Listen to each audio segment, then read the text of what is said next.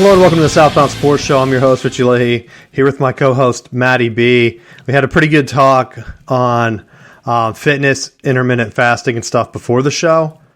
We do that. You can hear that on patreon.com. You can go to southboundsports.com to get all our updated stuff, and just in case that changes in the future or whatever. But I wanted to bring up, we both have a Garmin watch that we use for training, and I've been following their training routine, right? I talk about it because on the show about running like the Big Ten 10K. Typically around April, Michigan has like their Big House 5K that I run, and it's not virtual this year. So I'm like, well, I'm not really pressing myself. Hopefully the 10K is virtual. I can run it in July. So I'm not really on a training thing right now, but I'm just kind of following what my watch does. And this past weekend, Matt, I wanted to test out the new feature for running power. So I went running and I jogged. I live by a hill. I think you've been here. Jog up the hill, and then I just jogged like very slow because for whatever reason, the watch has been telling me to slow it down. Like they're like, you're pushing yourself, jog much slower. So I've been like, I was jogging very, very slow. And then I thought I wanted to try to hit their. Now what is it? I have it up because I'm gonna miss it. There's 3 levels: anaerobic, aerobic, high, and then low aerobic. So all my stuff has been like high aerobic, but I wanted to try to hit anaerobic because I ran those sprints last week, right? And I don't think it counted because I don't think I ran hills. I don't think the hills were long enough because my watch said that it was unknown. And I used the feature to look at your running speed, right? And it said that my running speed was 5 miles per hour. And I thought, well, that's really slow. Like, there's no way I was sprinting up the hill and then walking back down. Like, it should have averaged something faster than that, right? So this past week I went running. And when I got to the bottom of the hill, there's a one of the golf holes is like pretty flat. And so I just booked it as fast as I could. And let's just say I hit my top speed, Matt, and I sent it to you because it was 23.1 miles per hour. And I thought, this is much better, right? And my power was like 1,700 or something like that. And I thought, that's pretty powerful, right? And I thought the W that was there was wind, like letting me know that I was wind aided, but that's not what that W meant. So I'm pretty happy there, not trying to knock me down. It knows that I ran a legit 23 miles per hour. And I decided to look that up, compare that to the NFL, right? Thinking that's probably kind of slow. No, that would have been the fastest mile per hour in the NFL. The top speed that I saw in the latest season was 22.13. So almost 1 whole mile per hour faster, Matt. What do you think of that? You think I should call the Steelers up and see if I can get a workout? It might be something to just watch. I sent it. Well, they always make fun of my man Bo Jackson. They even brought him up when they're doing the combine last week, saying that his 40 time didn't count because it wasn't electronic timed. I think mine was electronic timed, right? I wasn't timing it, but I did do the math after. So converting that time to a 40-yard dash, guess what time 40 I would have ran? What's that? 3.54, Matt. It would have been the fastest time other than Bo Jackson all time. So what'd you do, fall down a hill to get that fast? Well, I looked, I was like, maybe it is more downhill than I thought. So I went out there today, and it actually might be slightly uphill. I can't really tell because it's like down. Come down, I'll show you. And you run it and see what time you got. And I looked because that's the fastest time I've ever had on my watch. It didn't give me a record or anything, so I'm kind of miffed. Not Olympic levels. Usain Bolt was like 27 or 28 miles per hour. But I knew 20 was pretty good because they say like that's like what top speed a human should have. And so I'm like, I looked at there's that age thing on your watch too. Does it tell you like what your fitness age is? And mine's like my exact age. So I'm like, oh, thank God I'm not like 50 years old on here. But at the top speed like that, Matt, you can't knock it. And I told you I had Bo Jackson type power with that number. So you should go run and see what top speed you can get. No, I don't need to be running right now. You know, it's funny. I did ride my bike the other day too, and I was trying to get to 30 miles per hour, and I couldn't get it. I mean, the road's not that long, like the downhill. I got up to like 28 or something before it like turned back into another hill. And I was like, dang. And then I'm running that fast, bro. I should just run it, basically. Now, I do say, like, it does feel like my stomach feels like I pulled a muscle, but we'll save that for next time. My watch told me I'm not overreaching, so we'll have to check back in. I don't know if I'll run that fast again. But that's something I'm mixing in this year I haven't done, is speed work. Anything you got for high tempo, Matt? No, I think we covered a... You don't. I thought you'd bring in your numbers. I sent you mine. I thought you would look through and say, like, well, I got to beat this guy. Because I noticed my stride length, it tells you, like, how long your steps are. And I don't know how it knows that. Maybe because, like, when your arms swing back. But mine were almost 1 meter, which I don't know if that's good or not. Because that's, like, 3 feet, right? But I have long legs, so I don't know if I'm, like, short-stepping it. I need to work on some flexibility. I think I could get a faster time. I'll have to try it. If I beat it, I'll bring it in. All right. I should tweet out that comparison to the Steelers and the Packers and say, like, come on, guys, let's get me in. Actually, I should wait and see if my man, because my other high tempo, it kind of ties in with the first topic here, quarterbacks on the move. Tom Brady. There's some rumors that he might not be done, Matt. So I should probably wait and see where Tom Brady's going to go, see if they need, like, I probably don't want to be running a lot, so maybe just like a fullback, like a short down back. Where if they want someone with max power and breakaway speed, like, just bring me in. I could probably only make it one play every quarter, so I'll need to rest. But I definitely play with Tom Brady, right? And unlike you, I would give you some swag, bro. If I was on the team, I'd hook you up. I'd sign it. I'd sign a jersey for you. All right, and you could have it framed in your house. You think Tom comes back? I don't think. They're said to watch two teams, the 49ers and the Dolphins, which the Dolphins would be like a shock to me, I think. Right? The 49ers are clearly the better team. I wonder if he wouldn't be open to pulling what, like, Gronk has done in years past and OBJ, where it's like there really aren't many regular season records left for him to chase. So, like, just hang out and cruise and then sign on with someone that you know is going to be making the playoffs and just get there in time for the playoffs and take a run. So, in your mind, how would that affect the record book in terms of, like, playoff wins if he did that for 2 or 3 more years? I mean, I think it would continue to push him away from everyone else, because I think he's tops in a bunch of categories. So that may be like all that does. I mean, but part of that just depends on how he's faring in retirement. Like, it seemed like he retired or was being forced to retire last year, and that lasted like a month, and he was like, all right, and I'm sick of this. I'm going back to work. Well, that's because he had his family at home. I don't know if he has the family at home to annoy him, though. Yeah, so he may just live his best life now. He said he got a baby cat or something, and he said that's too much work, so he's not coming back. But it doesn't take how many months till the summer? Like, the cat will be half grown by then, Tom. He might not know how cats work, right? Because it's only March. Maybe I should tell him. You've never owned a pet before? Do you need a cat sitter? I'll come down, Tom. Just call me, bro. Hit me up. You have my number. I'll say, hey, what are you doing? But I think it really depends, because, like, I could see your scenario happening where the Dolphins rumors really hit, because if they go with Tua and the concussion comes up again, right? Tom's already friends with the owner because he's Michigan's big donor, right?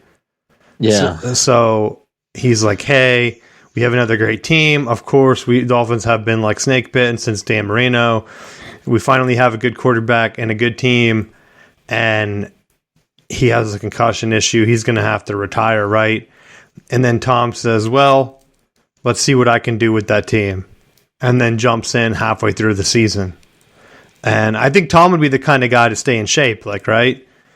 So you can't really jump right into the playoffs. But as long as you're there like week, well, I don't know how many weeks there are now this year, but like as long as you're there by like week 15 and get like 3 or 4 games, then I think he would be okay. I think it'd be funny if he just put on like 60 pounds. just like life caught up to him. Nah, he really is midlife. It just proved like it's just the NFL grind that kept him in shape all these years, not his patented TB12 method.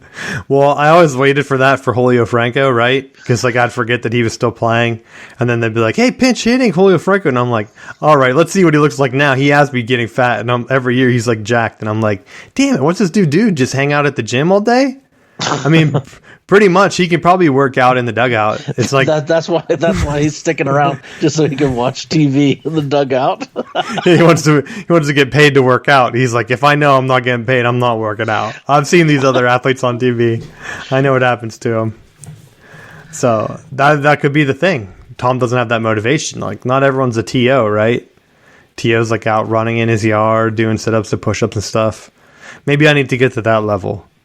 Right, I could start posting my speed like T.O. does, and like get some abs and stuff, and start just posting pictures of me like working out in my yard.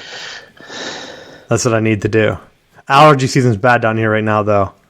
That's probably when my body wanted to run. It was like, run back inside, you fool! Just wheezing. It's like we're gonna have you hit top speed here because we want to get back inside. Get out of this yellow season. Other quarterback moves. Your boy Jameis. You think his job's done? Yeah, I think they're gonna release him. Well, they brought in Derek Carr, and they're like, "Well, Jameis has really been needing a backup, so we wanted to make sure he had a really good backup." And I'm like, if you're Jameis Winston, how does that make you feel? Like, yeah, I get hurt, right? But they're almost like, we wanted to make sure you had someone really good that could just take over if needed. And I'm like, yeah, all right. I'm sure he's going to be the backup for long.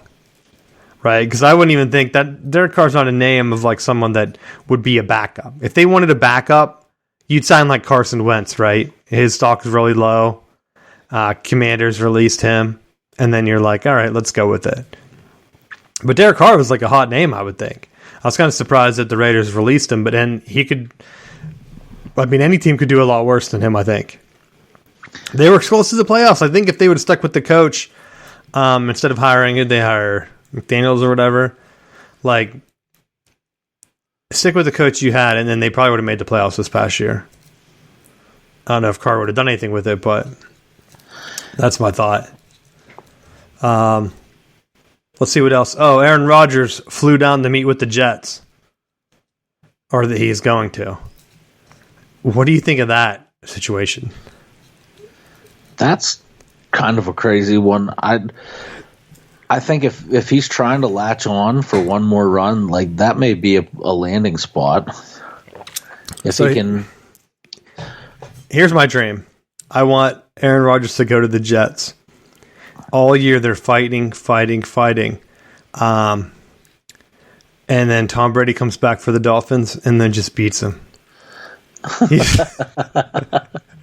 Like mid-season, everyone's talking about Aaron Rodgers winning the MVP. Jets look great. They're all this stuff. The Bills had their chance. They blew it. They're going to choke again anyway. Everyone knows the Bills are going to choke. And then the Dolphins, same division, just come in. They sneak in the playoffs as like a 7 seed. Tom Brady's just there. Pictures of like his cats. And he's like just coming in hot and fresh. And he just wins in the playoffs and eliminates the Jets and is back to square one for Aaron Rodgers. And everyone's like, this is who he is. He's like a reverse Peyton Manning, right? Peyton Manning had all those knocks on him about choking in the playoffs because he didn't have the Super Bowl at first. Aaron Rodgers won the Super Bowl early, and then he started choking in the playoffs every year. Like, as a Packers guy, cut him. I don't want to see Aaron Rodgers back with the Packers. The past 2 years, 2 years ago, when they lost to the Niners and they couldn't get any offense going, that's when I was done with them. Then this past year, they couldn't get anything going until the end of the year. That's on Aaron Rodgers for not putting in any time with the team. cut him. Get someone that wants to be there. Right? It's not like Tom, where Tom works out and's like friends with the guys and he's like letting wide receivers live with him, right? Could you imagine if Aaron Rodgers was like, Antonio Brown, come to my house and hang out? That would never have happened. He never would have tried to bond with a player like that. So, like, the only other place would have been, like, if he shows up with the Raiders just to meet up with Devontae Adams. But does Adams even want him there? Right? And that was, like, it seemed like Adams signed because Carr was there. And then the Raiders like, see you later. Well, that's the other thing. Is Aaron Rodgers in play for the Raiders, too? But then again, I don't know, does Adams even want him? Or they just have another idea for a quarterback to come in and they can win? Because Tom Brady was always rumored for the Raiders, too. So, like, does Tom just show up? Just everyone's going to play for the Raiders. Well, everyone's like, hey, if you can make a move at quarterback, we know what Carr is going to be. But, like, we have one chance to get Tom Brady out of retirement. If I'm an owner, he's retired, right? So anyone can contact him. I would have been calling him nonstop. He would have had to change his number or block me. And then I would have 5 other people in the organization calling him. Right? And then the Buccaneers are like, hey, yeah, we're cutting linemen and stuff, and these guys are so great. We really wanted to re-sign them. Like, the line sucked last year. What are you guys talking about? Like, of course you're cutting everything. Tom, what a letdown that year. He should have made his move. Maybe there was something to that collusion stuff with the Dolphins or whatever, and that's why Tom didn't make his move last year, and he ended up eating it, coming back out of retirement just to prove them wrong and give them like an out, saying like, look, I did play for the Bucs. There was no collusion, right? Now he's free to do whatever he wants, I think. That's what I want to see. What's the other one? Oh, Lamar Jackson. You think he gets traded? They franchise tagged him. I don't know, because isn't he like negotiating on his own? This is like such a hardball organization thing, because like I always hear people say like, "Hey, just wait till Jim takes an NFL job, and then John will be tired of the Ravens, and he'll come to Michigan and watch them win a national championship with John and not Jim."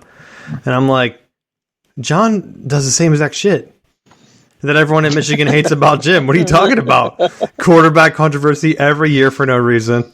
It's like, yeah, well, maybe we'll go with someone else. They're making like weird 2-point conversion type calls. They're doing Philly specials and stuff when it doesn't make sense. And it's like, what are we doing here? The team's not prepared. Or they look like they're not prepared just because they don't think that they need to get away from their typical, like, hey, we're Ravens, we're just gonna beat you with our defense. And then when that doesn't happen, it seems like the offense isn't there some weeks. So I don't know. I think it just might be that old school mentality of we're going to play our brand of football, and I think that's a hardball thing. And sometimes it works. And like in college, it can really work where you're winning most of your games by large margins. And then you find a team that's hot and beats you, and then you're like eliminated. But in the NFL, you can get beat every week.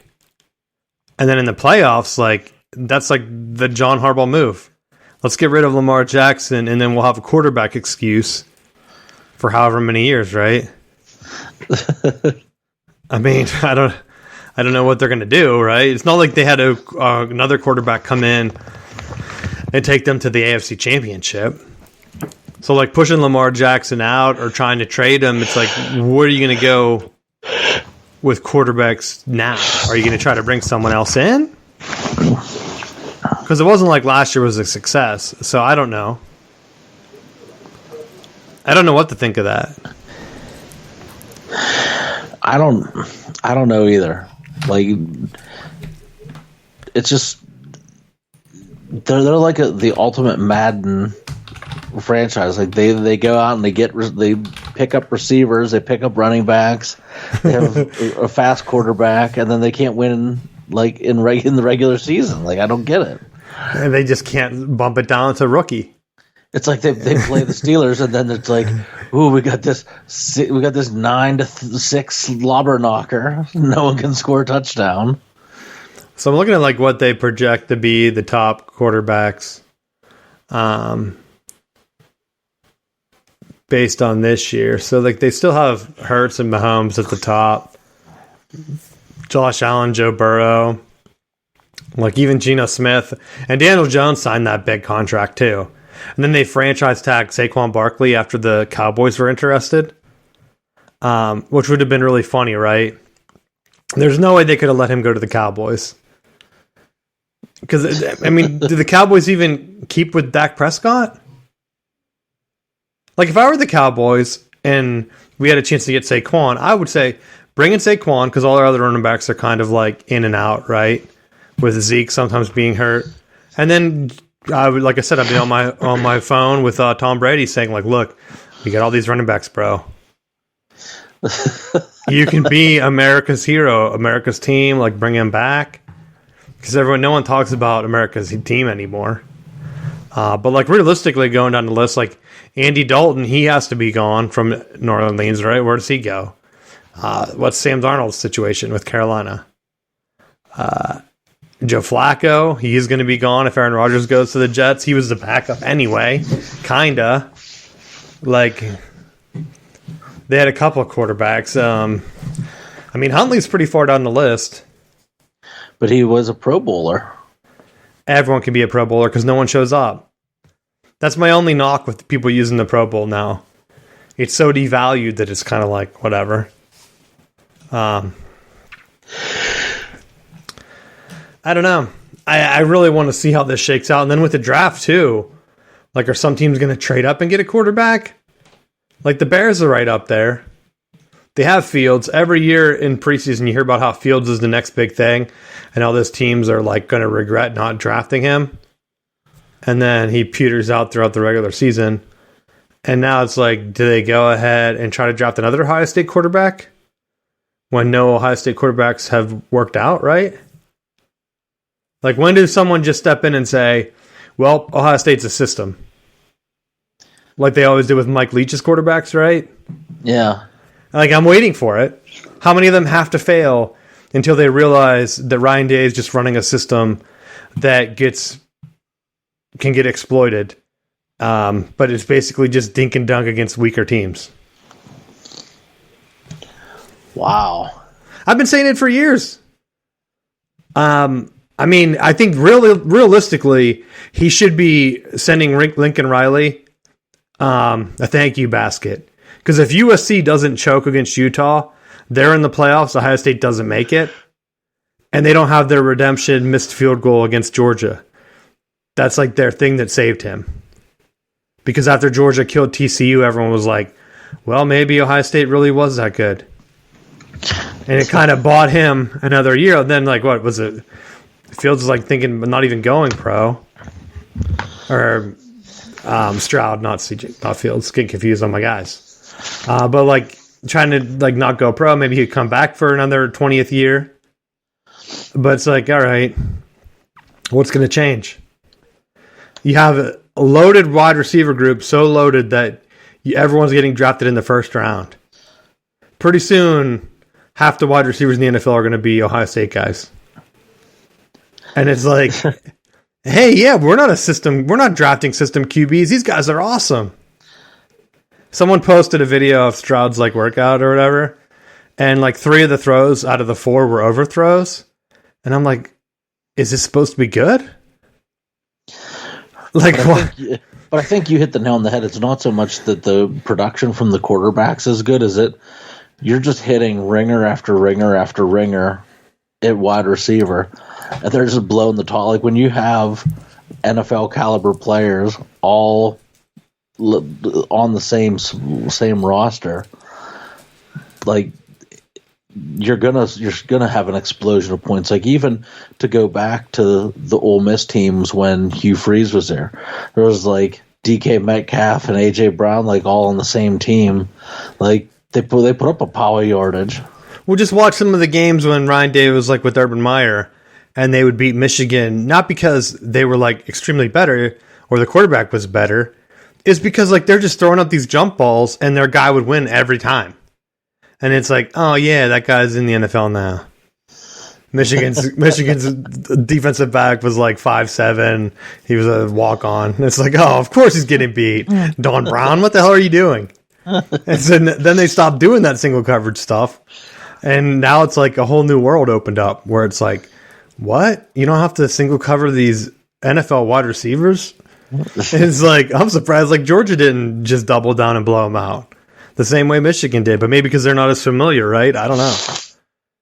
Maybe, I mean, Stroud did run a lot more against Georgia that he didn't run against Michigan either year. And everyone kept saying that if he ran, maybe it wouldn't have worked as much. But maybe he also gets banged up. Like, would you run against Ajabo and Hutchinson? I wouldn't. Maybe he knew what he was doing, right? He watched other quarterbacks get the crap kicked out of him. But that's what I like. As a team, like, if you're going to make a move for, like, an Aaron Rodgers, which I would say no, I'd rather take a flyer on C.J. Stroud, right? That'd be me. The guy from Kentucky, Levis, how do you say his name? Yeah. I don't know if I'm sold on him. Is he just going to be another Wentz? Where it's like, well, he wasn't really good because he played for a bad college team or whatever. You know, Wentz is like a smaller college, but show me like what you got. I don't know what's better. Going against like picking a guy from Kentucky or picking a guy like from a loaded Ohio State team. Where do you go? I mean, I like to err on the side of the athleticism and hope that you're not so stubborn in your system that you can't find success for the player. You don't like your quarterbacks to just be big and unable to be tackled like Ben Roethlisberger? I think there's a place for those quarterbacks, but I think there's something. I don't know that you need to be a primary scrambler, but I think what happens is that a lot of times you have these quarterbacks that have a lot of athleticism, and they rely on it early in their career, and then as they get older, they don't have that breakaway speed that they once had, and they're not developing their throwing ability, their pocket awareness, and so they lose that thing that makes them special, and it's their scrambling ability. And I mean, you saw it throughout the course of the year. Like, the only one that really made a longer term career out of it was Cam Newton, and even at that, it was like it was spotty with how successful he truly was.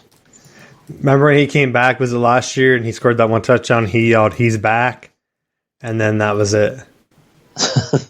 Well, and it was like New England signed him just to be the goal line quarterback. They're like, they can't just keep putting him out on the goal line and running 1 yard quarterback sneaks, and then he just like converted like 12 touchdowns that way. Well, that's where it's like, at some point, like where are you going to go? You have to kind of develop your game. I look at like Russell Wilson too, because he's kind of like the same, right? Where he has scrambling ability and he's making moves or whatever. And then outside of that, where's he going? Like, right? Like now he's at the point where it's like, hey, I'm going to bring in Sean Payton. Is that going to work for him? I wonder. Is it going to work? I'm curious to know. Other than that, like, he's a smaller guy. Same with Kyler Murray. They're already talking about moving on from him. Right? How many years do you get as a running type quarterback? Or having that athleticism? Maybe it is better to not have it. You know, and I feel like they're having a mobile quarterback, and there definitely seems to be some truth to the issues that the Cardinals were finding with Murray. But it's like, I like the potential of that dual threat.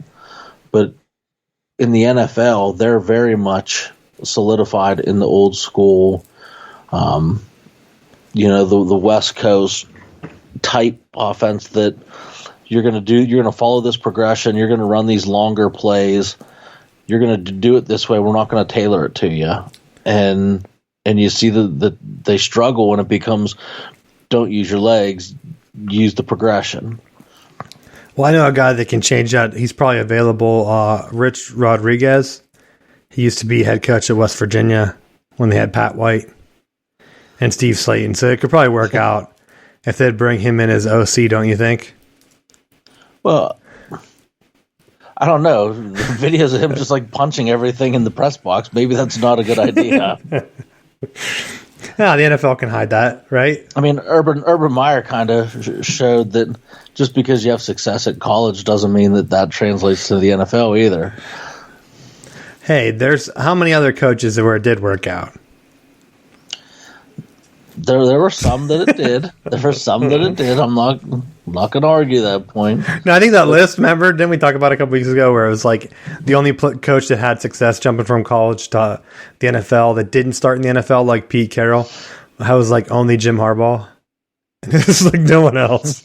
And Jim's kind of an asterisk anyway because he played in the NFL and he had been like an assistant coach somewhere before he took his first head coaching job at San Diego or whatever, right? Yeah. So like even Nick Saban failed. And that's why I think, that's why I always come back to, you can say I'm knocking Nick Saban or whatever, but being a college coach isn't just X's and O's. If you have more talent like Urban Meyer and Nick Saban do, of course it's going to be tougher to win in the NFL, right? It's easier to jump from Stanford, Harbaugh, where you don't have the talent and you have to beat USC, and then you go to the NFL and everyone has equal talent. It was probably a relief for him, right? Saying like, thank God. Like, could you imagine being like out-talented by like how USC would be over Stanford right now? And that's why Stanford's been kind of like drifting away and basically becoming nothing. I saw someone saying that Stanford's been like the most consistent program, but it's like, yeah, what about now? Harbaugh's not coming back. If I was betting on the downfall of the team, I would say the new coach is going to struggle, although they are losing USC off the schedule, so maybe it won't be as bad. Anything else you have on the NFL, though? I'm going to keep going with college. No, because I think it ties in perfectly, because when you look at the Pac-12, what do you do with those schools? How many jump to we talked about last week about some of them potentially jumping to the Big Ten or being willing to take less money. So the our favorite guy, Skipper, not Swafford, the ACC commissioner that signed the bad deal, I don't think. It's the guy that he signed or he negotiated ESPN side of the ACC deal, which was like the 20-year deal. Sold him on basketball, right? Hey, yeah, come to basketball. ACC is so good at basketball. It's going to be awesome for you guys. Just sign right here. You're locked in for 20 years. You don't have to worry about other teams leaving. Look at the Big Ten. They have to sign their deal every 5 years. It really sucks for them. And now he's saying, after he destroyed the ACC with his awesome deal for ESPN, let's be honest, that's a sweet deal for ESPN, where they pay for ACC schools pretty much undervalued, right? I would think so. Maybe not based on the Pac-12 negotiations, but I didn't tell you why, because you asked why they would do it. But his suggestion right now is that the ACC reach out to the Pac-12 and merge. Preemptively, right? What? And honestly, I think it could work, because I've been saying the knock on the SEC right now is that it's regional. And everyone keeps talking about, hey, streaming's coming, and you don't need a cable TV. They're wrong. Have you been watching streaming channels, Matt? Everything has been going back to cable. People are now saying, oh yeah, I don't pay for cable anymore. I pay $80 for YouTube TV. Really? What channels do you watch, buddy? Oh, I watch ESPN and the Big Ten network. And I'm like, yeah, you're basically paying for cable. You're just not using cable to get it. Do you not realize that? A true cord cutter would be that you don't pay for YouTube TV. I would just be able to pay $10 to the Big Ten and only get the Big Ten. And we don't have that, and we're not going to get that. The Big Ten signed their deal with Peacock or whatever, right? And so even the ESPN right now, the ACC network that took forever to get up and was supposed to be a big deal for them, Now it's on ESPN Plus, which is finally getting added into like things like Hulu, where if I'm watching regular Hulu, the cheap one, not Hulu TV, not like basically the cable version of Hulu, you're watching just whatever they have on their streaming thing, I can watch some ESPN Plus content. The downside is there's no like separate ACC thing, and a lot of it's blacked out still, which really sucks. I think that they could save a lot of what the future is by just jumping to a mega conference, right? And so his reasoning is, if you, I didn't send you the article because I didn't want you to read ahead of it. You might have found it, but his reasoning was you're multiplying, you're basically doubling your states. He didn't come out and say it, but you can keep ACC, just name it like the All Coast Conference or something stupid, and then keep that. The Pac-12 is kind of undervalued or whatever, and then you have your basically Pac-12 division and your ACC division. They would either have to add some other teams to kind of even it up, and that's where you can kind of approach some of the teams that are in between right now and try to nab them before the Big 12 does. Because if you cut off the Big 12, like everyone's buying the future of the Big 12. The only reason they're doing it right now is they're assuming Clemson and Florida State's going to leave, and then the Big 12 is going to be the third best conference, right? If the Pac-12 and ACC team up, I think you have an argument that that's the third best conference. Easily. Right? Right now, I sent you the Big 12 proposal where they're thinking about adding Gonzaga and UConn, and they want to be not only the third best football conference, but they want to be the number one basketball conference. If you join the Pac-12 and the ACC, I think then if they're able to keep UNC and Duke and maybe nab like Kansas away, because I would think that Kansas would leave the Big 12 if the Pac-12 and the ACC join. Now, maybe that wouldn't be exciting for you as a football fan and Florida State, but I think they could do it sort of like what the Big Ten proposal is. But I want to hear your thoughts on it first. Well, you were saying about the Big 12, and I thought I had read somewhere that they're actively trying to pull in like Utah and Colorado. Yep. And they're trying to make them active members. And I think if they do that, that pulls a massive chunk of the Pac-12 away, that there really isn't much left. I mean, you're looking at like who'd be the remaining people? Cal, Oregon State. I don't think that would merge with the ACC. I think ESPN wants, because right now they don't get the Pac-12. I don't think they get like a portion of it, but it's not like the main one. I think that's still like a Fox conference, which is why it was easy for them to just negotiate UCLA and USC out of it, right? And tell the Big Ten, hey, if you pull these two schools out, this is our number. And if you want Oregon and Washington, the number is going to be a little bit lower. And that's why they're saying like Oregon and Washington could still leave. Right now, the Big Ten doesn't want to take that pay cut. It's going to be so much lower that Oregon and Washington are even saying that they would take half of what the other teams in the Big Ten make. Could you imagine being an Oregon fan and watching your team try to compete with Rutgers, making half the money that Rutgers does? That's embarrassing, right? Well, and I don't understand why you would even enter that negotiation and be like, the best we can do is half of the money that everybody else gets.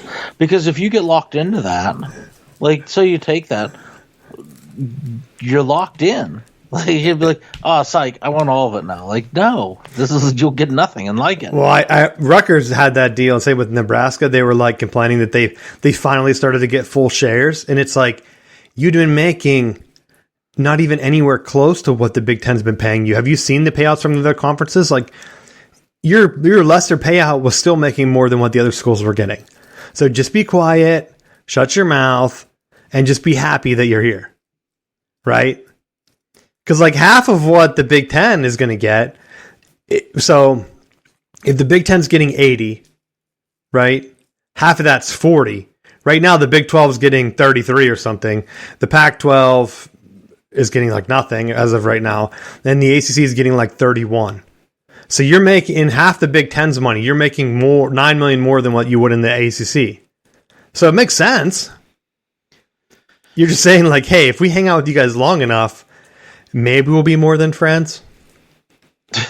That's like, because they're like putting themselves in the friend zone, right? They're like, here, come out with me, real cheap, you know? Take me to a Taco Bell. I mean, it just, I don't know. I have a hard time wrapping my head around, like, they're... Well, see, so right now, consider the merger between the ACC and the Pac-12 to be the teams as they are exactly right now. Oregon and Washington don't jump to the Big Ten because they don't have an invite, right? The only teams that are leaving are USC and UCLA. So you would still get more primetime games, I think, doing this jump and having a crossover game like Florida State and Oregon every year, or Florida State and Washington, Clemson, Oregon, you know? Because that's what the Big Ten's trying to do. They're trying to do, apparently Fox wants Michigan to play USC every year and Ohio State to play UCLA every year. And I sent it to you and I'm like, well, this is kind of annoying. But then so the reasoning that I read into it is that Michigan and Ohio State obviously have each other as rivals. They want Penn State to be Ohio State's third big game, and they consider Penn State to be better than Michigan State. So it's really Ohio State's rival or matchup would be either USC or Penn State. And so Ohio State's getting Penn State, Michigan's getting USC as the second tier matchup. And then the third matchup would be Michigan getting Michigan State or someone. And then Ohio State getting UCLA because they don't have an in-state school, which kind of makes sense. In the ACC Pac-12 merger, you could do that same thing. Hey, Florida State, you're getting Oregon. Clemson, you get Washington. UNC, you get like Stanford or someone, you know, to really just try to drum up and give yourself one extra game a year instead of having, because like you can spread out and say, well, this is the week Florida State's playing Miami. This is the week Florida State's playing Clemson. This is the week Clemson's playing NC State, which is kind of all right on TV. You only have how many big marquee games that people watch, right? Even a game like Penn State, Iowa, which has been big for the Big Ten, like that's how many games down the list to that even hits the TV, right? Wherein in the ACC, what level of game is that? Is that Pitt versus Louisville? Like I don't know how. Like I don't know. It's much further down the list. If you combine the Pac-12 as it is right now with the ACC, now ESPN's able to take all the Pac-12 money in. And what the ESPN guy is saying is since it is still cable driven, you're basically doubling your state viewership. So then they probably would be able to pay you $40 million or so. So you would make money. It wouldn't be as much as like what the Big Ten's getting, but it's going to be more than what either conference would get on their own. And guess what? You're cutting the Big 12 out of it.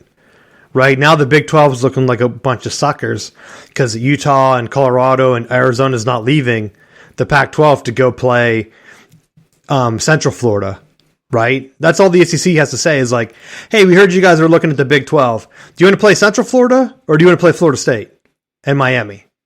And I guarantee that Arizona is going to be like, yeah, we'll stick with you guys. We don't want to be playing Cincinnati and UCF. And I mean, nothing against those schools.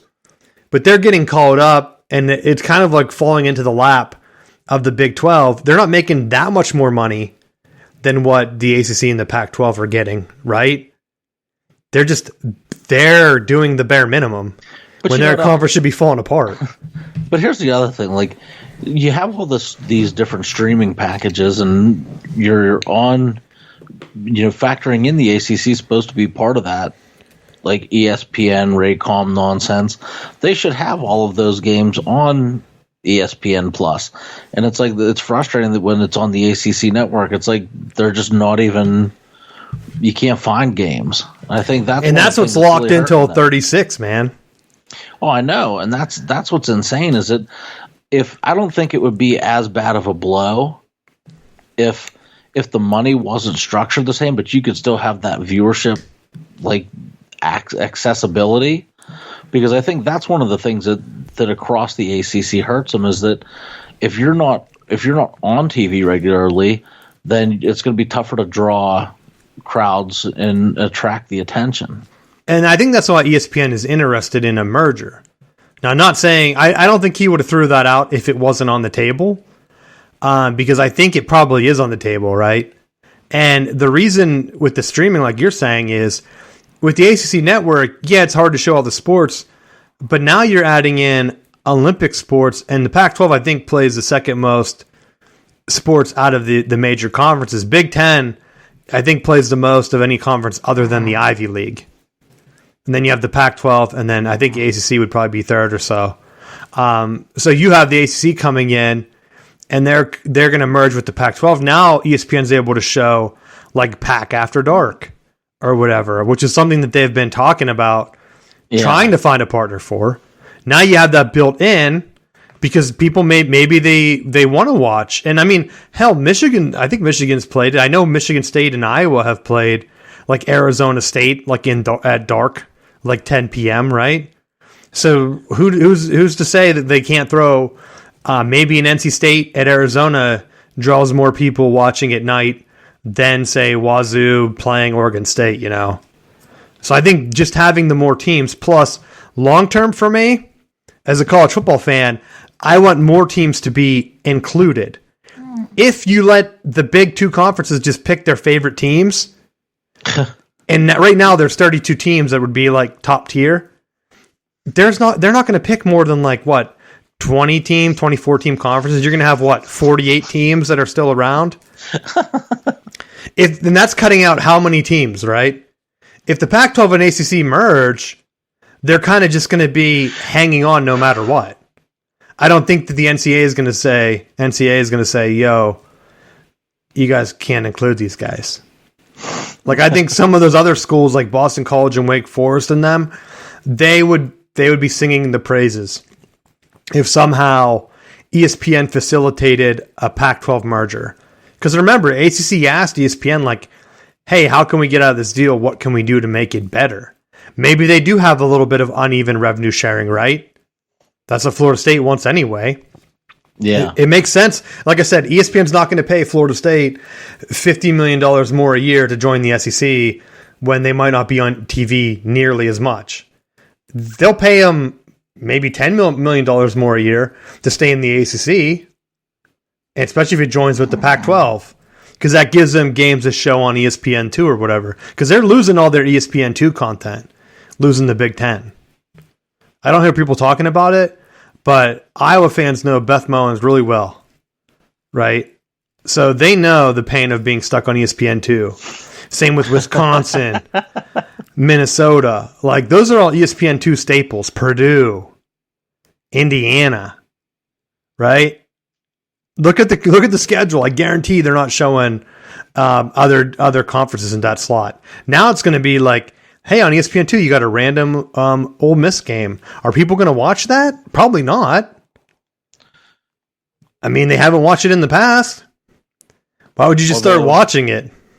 Because of Lane Kiffin. Well, I know. I'm throwing that in. I'm just picking a team. But, like, if they add the Pac-12, now you might get an Oregon game on that ESPN2, and it's going to be like, okay, this is pretty sweet. But if Oregon joins the Big Ten, then all bets are off. An Oregon game before 11:30. So that's my thing. I think it could work. Kind of came out of left field, but honestly, I think it could work because then you're able to pull in if a team does end up leaving. And I don't even know what the numbers would be. Are they at 10 right now, Pac-10? And 15 for the ACC? Or is it 14? That sounds right. So they'd be like at 25 or some weird number.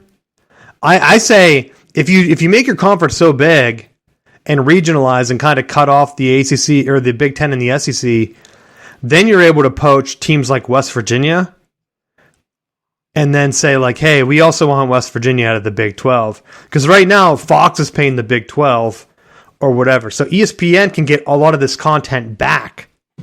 And then Fox is going to be stuck with who's going to be left in the Big 12 if they pick like a couple of their favorites to bridge the conference and they just make a super mega 32 team conference, right?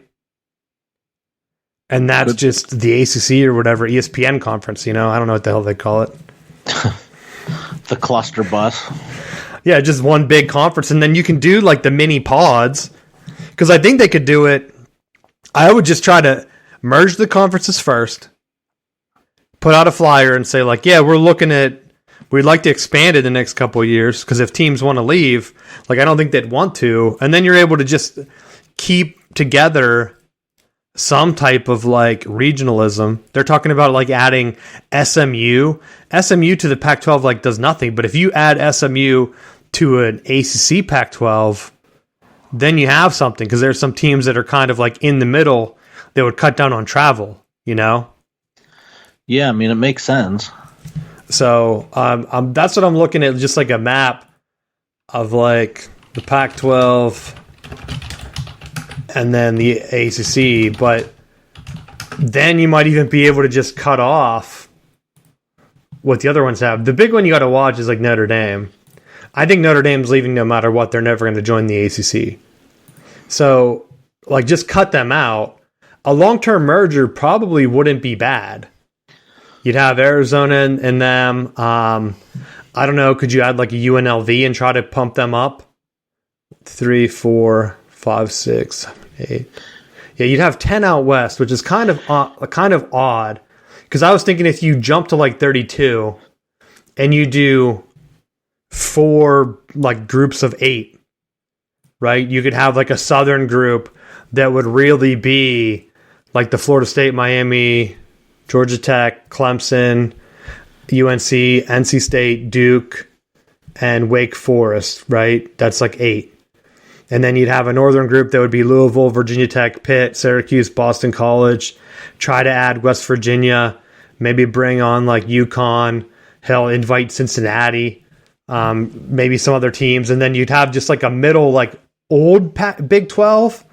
See if like, hey, what happens if can we get like Oklahoma State, Texas Tech into this conference? Kansas, like I said, and have them being a division with Utah and Colorado, sort of like a middle America division. So you have a Northeast, a Southeast, a West, and then a middle. And if one of those teams want to leave to join the Big Ten or the SEC, realistically, it covers the entire nation, just like the Big Ten. So in terms of TV viewership, no conference would do better. It's just going to be like how like some one of those teams have to keep winning the national championship, right? If Clemson goes on a run and wins 3 more national championships, or Florida State gets back into it, and they're in this major conference, the next time TV negotiations come around, they're going to say like, "Hey, look at our conference. It's nationwide. It's a lot of state schools. A lot of these schools are still big. Don't throw it away." Just go to mega conference, beat the other conferences, just become the first mega conference. And then you have the regional pods, which some of those other conferences are getting away from. But the thing that maybe it's starting to make a little bit more sense, because if the Pac-12 falls under that, like they're going to be the under Fox card, and the ACC's falling under that, like the under ESPN. Like if by merging both, they're going to have access to both potential major outlets, but I guess the thing that's going to hurt is that they don't have that big money tied to the negotiations. Does merging both of them bring enough clout that they can command a higher viewership being across the country? I think it would work because you're going to have streaming networks. Like they've been talking to Amazon and they've been talking to Apple. Apple was really in on the Big Ten. I think right now you could just sign a shorter deal and then see how it works out. And I think if you take that gamble, because remember, everyone laughed at the Big Ten network. This is a stupid gamble. This will never work. I know college football fans and stuff have been saying for a while, like I'm in like NC State down here, I would want to see NC State on like Apple TV or something. To me, that would make worthwhile for me to pay for Apple TV just to avoid the blackouts of ESPN. That's why I'm curious to see how the Big Ten does it with Peacock and NBC. Are there still going to be blackouts and stuff? I hope not. Because if you pay for Peacock, you should just get all of the extra channels. Like, I couldn't watch like what Michigan play Wisconsin hockey the other day because it was on like some weird Big Ten plus extra streaming thing, and I thought that could just be on Peacock regular, right? It's not on TV, so why can't it just be on Peacock next year or whenever that TV deal kicks in? This could be the same thing. They might just have to take less money because, like, what I'm telling you is, if the ACC doesn't do it, the Big 12 is going to. You already hinted at it. They're adding UCF. They're adding Cincinnati. They have West Virginia on the East Coast. Not all the states yet. But they've also said that they'd be interested in like an NC State or Virginia Tech if they get left behind to try to shore up that coast. They already have the Texas corridor. And they've reached out to the Pac-12 schools that you mentioned. Utah, Colorado, Arizona. Reaching out to Oregon and Washington. So if they don't do some type of merger, we're going to get a big America conference anyway. And the Big 12's even reaching into talking with like UConn and Gonzaga, like I said. And so then you're going to be a team that's either going to be left out or you're going to be in unfavorite territory. Like if Florida State ends up joining a new Big 12 because they don't ever get that invite, you're going to lose all your historical rivals to join a league where UCF has been making more money than you. Like, it's just a weird dynamic. Yeah. I feel like the ACC and the Pac-12 have more clout in terms of championships and history. And if the teams aren't in it together, then you'd have to just be suspicious that they're ready to leave. And if some of those teams leave, I think the only option is the rest of the leftovers are going to become the Big 12. I'd rather have the leftover conference be called the ACC, just because it's different. We don't need two big conferences, right? They could even pick and choose, right? If the ACC and Pac-12 merge and they're able to nab TCU and SMU and Kansas, you already have how many new teams that have made the playoffs in college football, like recent history. That's what separates the Big Ten and the SEC right now is the Big Ten has had Ohio State, Michigan State make it. The SEC has had like 5 teams make it. The Pac-12 have had 2, and the ACC has had 2, right? And that's not counting Notre Dame. If Notre Dame joins the Big Ten, then eventually they'll get that numbers or whatever. I really don't see them joining any other conference. And even this big merger together might even help Notre Dame. Because then they're like in some weird... They already travel out west anyway. So if the ACC really wanted to add them, adding Stanford and Cal, I think, would go a far way. To keeping them around, right? Eventually, everyone's just in one conference except for Notre Dame. They continue to just be like, nah, we're good. Well, I honestly think that the Big Ten is going to start picking off SEC schools eventually. Not like this TV deal, but like in 10 or 12 years. 10, 20 years, I mean. Because I think what will happen is you'll see teams that are like, right now, it's the same thing. Florida State's showing at their shareholder meeting or board meeting, like, look, UCS is going to be making more money than us. This is embarrassing. Kentucky's going to be showing the same thing, too. Like, Missouri is already begging the Big Ten. But if the Big Ten's making more money and they have a nationwide conference, if the ACC merger happens and they start making as much money as the SEC, you got to believe that Florida's not going to be annoyed at that, right? They don't want Florida State anywhere near their money unless they're like working together to get it. And would that push them to join the Big Ten? All it takes is 2 or 3 teams to leave the SEC and then that conference becomes destabilized, right? Yeah. Same with the Big Ten. If Michigan and Ohio State were like, hey, we're going to do our own thing, that conference would be in shambles the next day. That's why the SEC's been trying to poach those two for a long time. But I think they know. It's like, why would we take less money to join you? Right? It always comes down to the money. It always comes down to the money. That's where I wonder what number ESPN's writing down for them. Are they able to do it? And that would also keep them off Apple TV or Amazon too. And so that would give ESPN a little bit more incentive to keep ESPN Plus going with Hulu and stuff. But that's my final thought on it. You have anything else for college? No. I was going to put it on before the XFL, but then we started talking about Stanford stuff. XFL had their games. Again, same stuff, getting some more drop-offs. I think DC's still undefeated. They are. They had a brawl. I didn't see the brawl. It was right at the very end of the game.